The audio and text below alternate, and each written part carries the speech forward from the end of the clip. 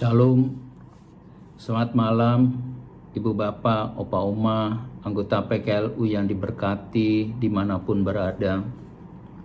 Puji syukur dan berterima kasih pada Yesus Kristus karena pada malam hari ini kita masih diberi kesempatan untuk membaca dan merenungkan firman Tuhan melalui program saya dan PKLU membaca Alkitab bersama.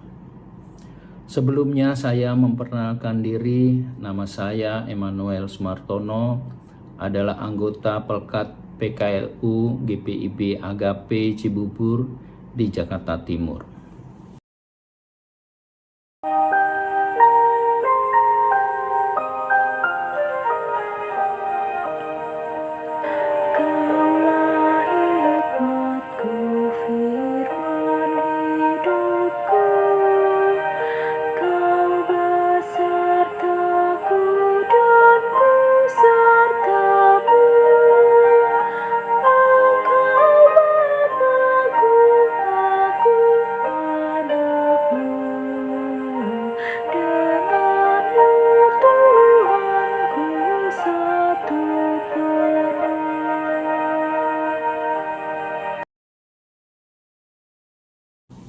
Mari kita berdoa.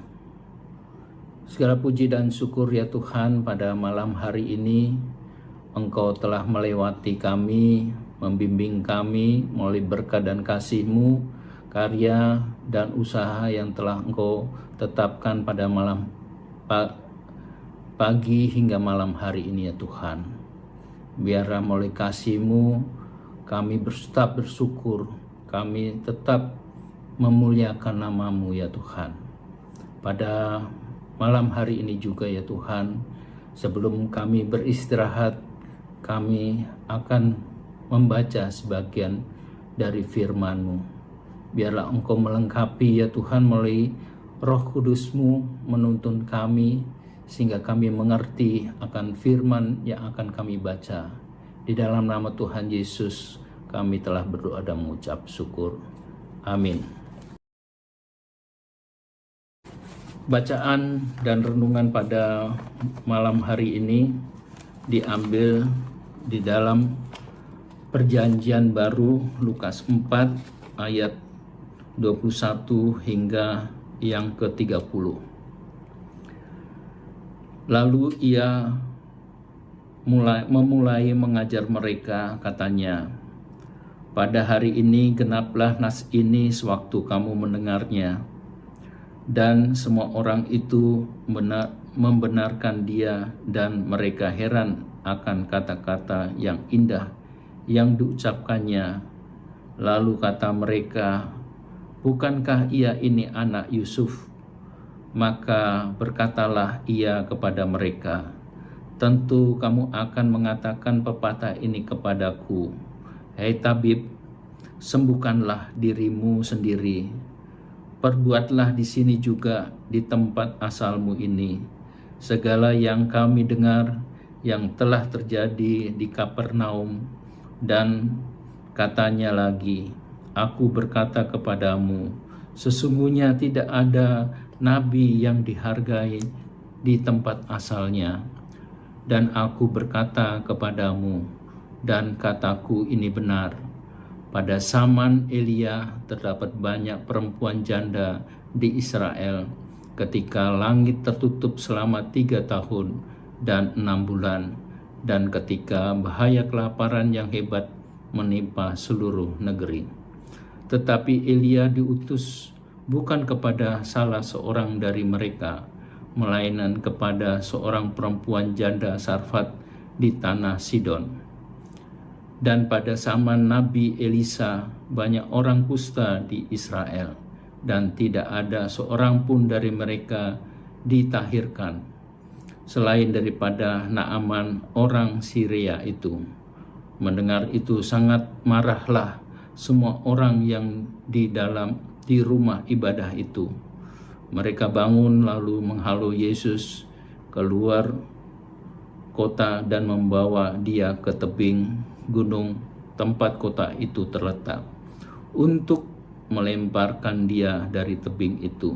Tetapi ia berjalan lewat dari tengah-tengah mereka lalu pergi. Demikian pembacaan firman Tuhan pada malam hari ini. Haleluya. Opa Oma yang diberkati, sesuai dengan bacaan Sabda Bina Umat, berjudul merespon perbedaan.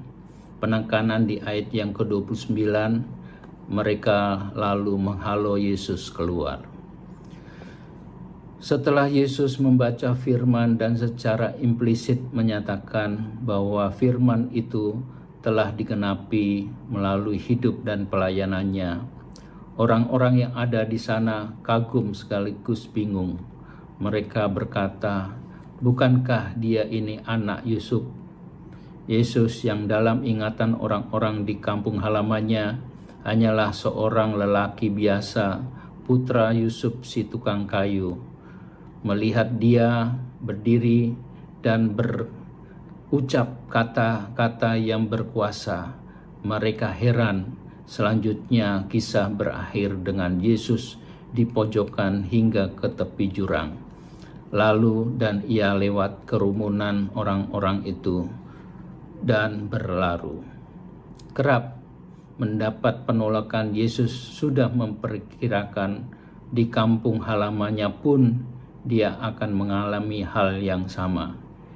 Di dalam peristiwa itu hanya disebutkan bahwa para pendengar itu marah ketika Yesus menjelaskan bahwa para nabi sering ditolak di tempat asal. Karena itu Allah mengutus para nabi bukan bagi orang-orang tempat asalnya,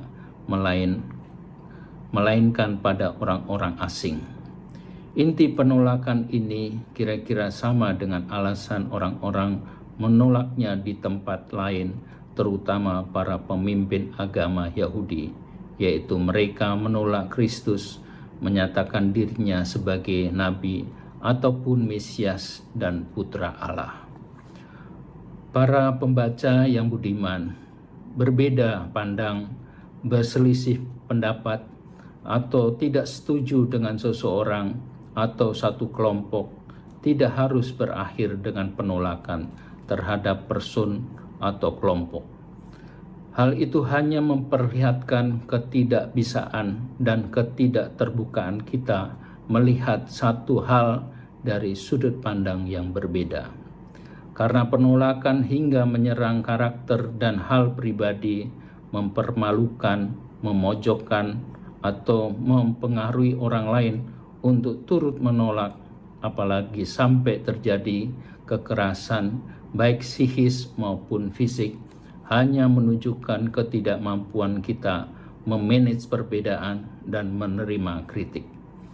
Pada akhirnya semua intimidasi itu mengungkapkan lebih banyak tentang kekerilan jiwa kita. Jangan menjadi diri yang dangkal, tanggapi perbedaan dengan cerdas, arif, dan elegan.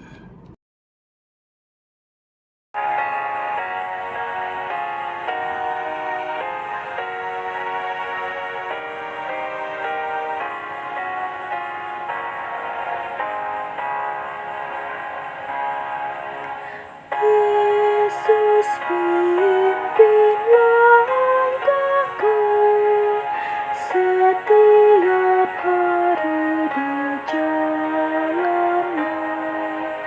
Pimpin akal budiku untuk mengerti maksud-Mu.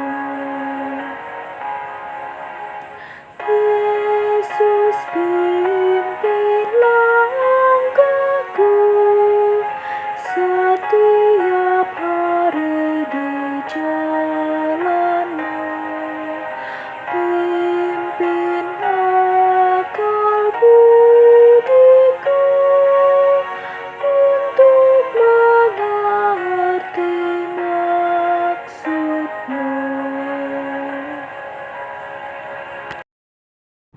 Mari kita berdoa. Terima kasih ya Tuhan melalui bacaan dan renungan pada malam hari ini ya Tuhan.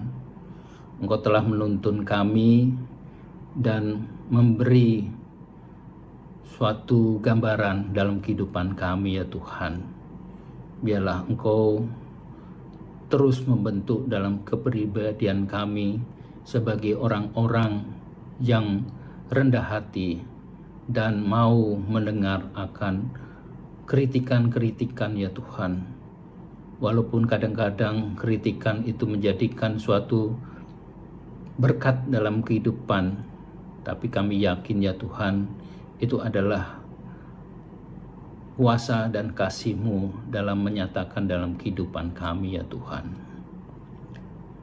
Berilah kami hati dan pikiran yang lebih bijaksana ya Tuhan, dan tenang dalam menghadapi segala perbedaan pemikiran dan pendapat dengan orang-orang di sekitar kami. Tuntun kami semua ya Tuhan, terutama kami sebagai orang-orang tua harus menjadikan suatu suri teladan terhadap orang-orang yang mungkin menjadi berkat dalam kehidupan kami ya Tuhan. Ya Tuhan, kami juga mau berdoa untuk anggota PKLU yang saat ini dalam kondisi lemah tubuh dan dalam pergumulan kehidupan ya Tuhan. Biarlah Engkau menilik kami semua sehingga kami memperoleh suatu sukacita, kesembuhan, bahkan dapat melewati permasalahan-permasalahan. Dan kami yakin ya Tuhan, melalui hal-hal yang kami lalui itu ada sesuatu berkat yang Engkau berikan dalam kehidupan kami ya Tuhan. Tuntunlah kami semua ini ya Tuhan. Ya Tuhan, kami juga mau berdoa untuk pengurus tingkat sinodal PKLU yang telah menyusun program-program, baik dalam program kami bersama-sama membaca Alkitab. Biarlah Engkau memberkati kami semua, baik yang terlibat dalam kegiatan membaca bersama ini ya Tuhan. Engkau memberkati masing-masing, terutama kami yang selalu mendengarkan akan berkat melalui membaca dan renungan pada malam maupun pagi hari ya Tuhan. Engkau memberkati orang-orang yang terlibat di dalamnya ya Tuhan. Kami juga mau berdoa untuk kepengurusan yang ada. Engkau memberkati semua program-programnya sehingga program-program itu dapat terasa di tingkat-tingkat kami sebagai jemaat-Mu ya Tuhan. Ya Tuhan, inilah doa yang kami panjatkan. Engkau sempurnakan ya Tuhan. Engkau lengkapi melalui kasih karunia-Mu saja ya Tuhan. Dan kami alaskan doa ini hanya dalam nama Tuhan, Tuhan dan Juru Selamat kami yang hidup. Amin. Terima kasih Bapak Ibu, terkhusus pada kesempatan ini kami mengucapkan selamat Natal dan menyambut tahun baru. Kiranya berkat dan kasih-Nya selalu menyertai dalam kehidupan kami, kita semua di tahun yang baru. Tuhan berkati. Selamat Hari Natal 2022 dan Tahun Baru 2023. Tuhan Yesus memberkati.